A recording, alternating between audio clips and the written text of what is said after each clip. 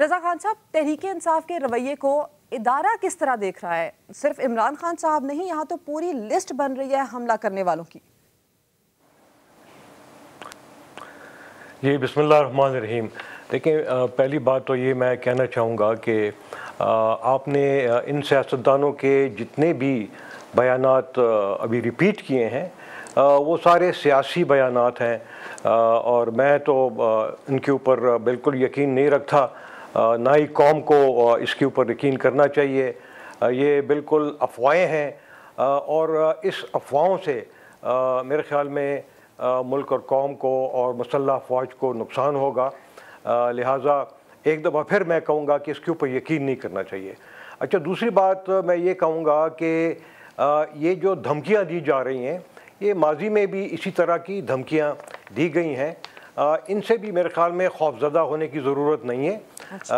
और इसका जवाब जो है मेरे ख़्याल में हुकूमत पाकिस्तान को देना चाहिए। इन तमाम इल्ज़ामात को, जो इल्ज़ामात आर्म फोर्सेस के ऊपर लगाए हैं आउट ऑफ फ्रस्ट्रेशन, उसका जवाब मेरे ख़्याल में मिनिस्ट्री ऑफ डिफेंस को देना ज़रूरी है, और मेरे ख़्याल में वो देंगे।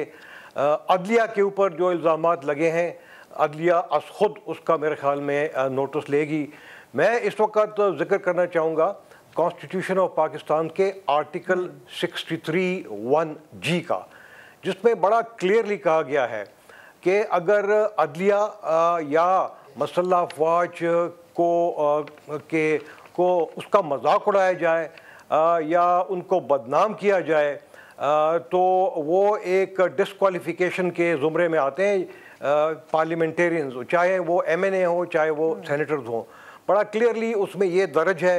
और आपने आज़म स्वाति साहब का जिक्र किया, उन्होंने जो ट्वीट में जो बातें कही हैं, पहली बात तो ये कि वो बिल्कुल गलत है, और इसमें आर्म फोर्सेस का जो भी जुडिशरी ने फ़ैसले किए हैं, आर्म फोर्सेस का उसमें कोई रोल नहीं है, ना माजी में रहा है, ना अभी है, ना आइंदा रहेगा। और ये तासुर देना कि जो आर्म फोर्सेस हैं वो किसी डिसीजन या किसी फ़ैसले को जुडिशरी के ऊपर वो असरअंदाज हो सकते हैं, ये भी बिल्कुल नामुनासिब है, ये गलत बात है, और ये भी आर्टिकल 63(1)G के ज़ुमरे में आता है।